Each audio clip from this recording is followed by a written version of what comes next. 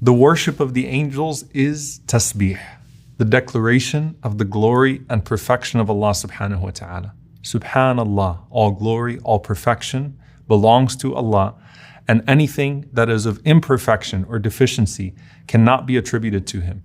The angels are actually called al-musabbihun, those that constantly glorify Allah. Allah says about them, يُسَبِّحُونَ اللَّيْلَ وَالنَّهَارِ لَا يَفْتُرُونَ, that they glorify Allah subhanahu wa ta'ala night and day, and they never become tired of doing so. I want you to imagine for a moment what the Prophet ﷺ said about the heavens above, that there is not a single handspan of the heavens except that there is an angel that has been created to do nothing but glorify Allah subhanahu wa ta'ala and declare His perfection constantly. Sometimes we get a little bit of a sneak peek into the elaboration of that declaration of Allah's glory and perfection. The Prophet ﷺ described to us those that bear the throne of Allah as being of the most mighty angels. And what is it that those angels say? According to one narration, 4 of them say, Subhanaka Allahumma wa bihamdik, laka alhamdu ala hilmika ba'da ilmik. That all glory and perfection belongs to you, O Allah. You have all praise for your forbearance despite your knowledge. Meaning you still show forbearance and forgiveness despite knowing all things. Subhanallah.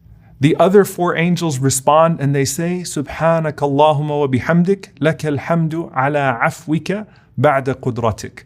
How perfect and glorified are you, O Allah. To you belongs all praise for your forgiveness despite your power. How perfect is Allah subhanahu wa ta'ala that despite His knowledge of all things and despite His power over all things, Allah subhanahu wa ta'ala deals with His creation with forgiveness despite not needing them. And you see that on the Day of Judgment, that those same angels, when they see the scales being set up, al-mawazin, and the scales are set up for who? They're set up for us as human beings. But when the angels see those scales set up, they would say, Subhanaka ma abadnaka haqqa ibadatik. How perfect are you? We did not worship you as much as you deserve to be worshipped. And when we get to Jannah bi'idhnillahi ta'ala, and we are with those angels, tasbeeh becomes to us like breathing, as the Prophet ﷺ said. دعواهم فيها سبحانك اللهم. And Allah tells us in the Quran that our call in paradise is how perfect are you, O Allah, glorified are you. So let's talk about this dhikr and what exactly it means. Subhanallah. Tasbeeh is, first and foremost, as the scholars mention, tanzih. It is to remove every form of imperfection and deficiency from being attributed to Allah subhanahu wa ta'ala. And it is only for Allah subhanahu wa ta'ala. You cannot do tasbeeh of any other entity, not even in proportion.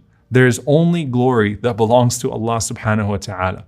And Allah Azza wa Jal informs us that everyone and everything glorifies Him in some way. So it's removing all attributions of imperfection and then declaring His perfection constantly.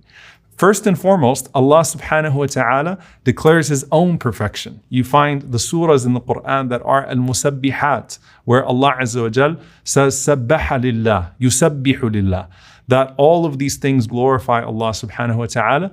And when He Himself says, Subhanalladhi asra bi'abdihi, all glory be to the one who took His servant from Al-Masjid al-Haram in Mecca to Jerusalem and then to the highest heavens. You see the angels constantly being in a state of tasbih.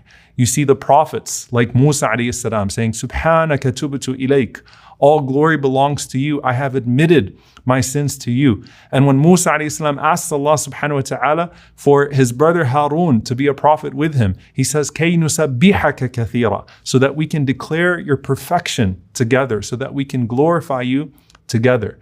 And then on top of that, Allah says that everything in the heavens and the earth themselves, and everything in between, that which is known and that which is not known, that which is seen and that which is not seen, all of it, tusabbihu lahu, they are all in a state of glorification. وَلَكِنْ لَا تَفْقَهُونَ تَسْبِيحَهُمْ, but you are unable to understand or comprehend their tasbih.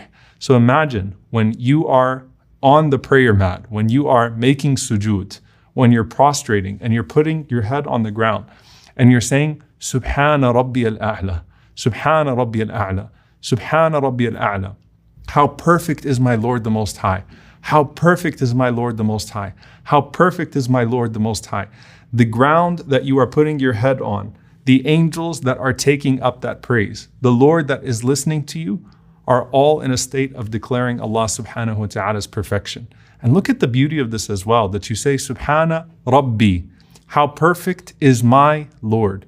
And of the benefits of that is that as much as you're distancing Allah subhanahu wa ta'ala from any form of imperfection, you're not distancing Him from you because He has brought you near. So you're allowed to say, my Lord, Subhana Rabbi al-Azim, Subhana Rabbi al-A'la. And so this is a beautiful way in which we understand Allah subhanahu wa ta'ala in our religion, how we understand God.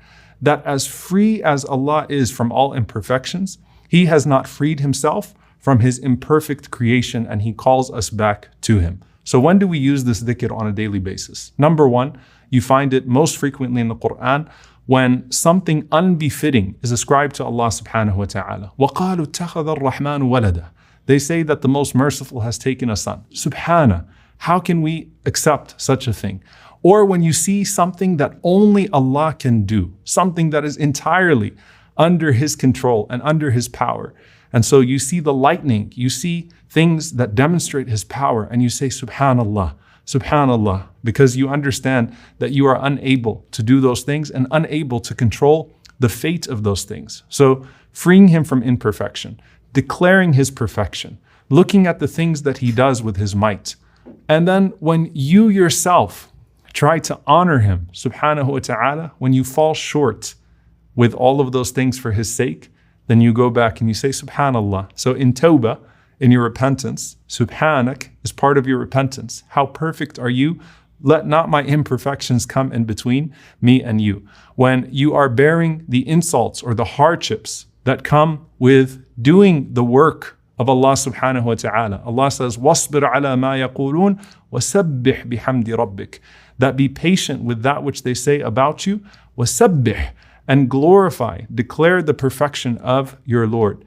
And Allah Azza wa Jalla says, and when you finish, فَسَبِّحْ بِحَمْدِ رَبِّكَ وَاسْتَغْفِرْهُ. When Allah subhanahu wa ta'ala gives you victory, then increase in your tasbeeh, increase in your declaration of His perfection, and seek forgiveness for your own imperfections. And that's why our mother Aisha radiallahu ta'ala anha says that towards the end of the life of the Prophet sallallahu alaihi wasallam, he suddenly increased in his tasbeeh in particular. And when she asked him why, he said it was in direct response to Allah subhanahu wa ta'ala saying, فَسَبِّحْ بِحَمْدِ رَبِّكَ وَاسْتَغْفِرْهُ. Now, when it comes to our daily usage of this as well in terms of frequency, Allah actually specifies in the Quran, وَاذْكُرْ رَبَّكَ كَثِيرًا وَسَبِّحْ بِالْعَشِيِّ وَالْإِبْكَارِ. So remember your Lord frequently, but وَسَبِّحْ in particular, declare Allah's perfection in the morning and in the evening. And so it is frequent in our morning remembrance, frequent in our evening remembrance. And then after the salah, of course, it is one of the phrases that we say 33 times. And then throughout the day, the Prophet ﷺ said, would any one of you be able to do 1,000 good deeds a day? And we said, how is that possible, Ya Rasulullah? He said, sallallahu alaihi wasallam, that if a person says Subhanallah 100 times a day, then that is equal to 1,000 good deeds or the removal of 1,000 sins.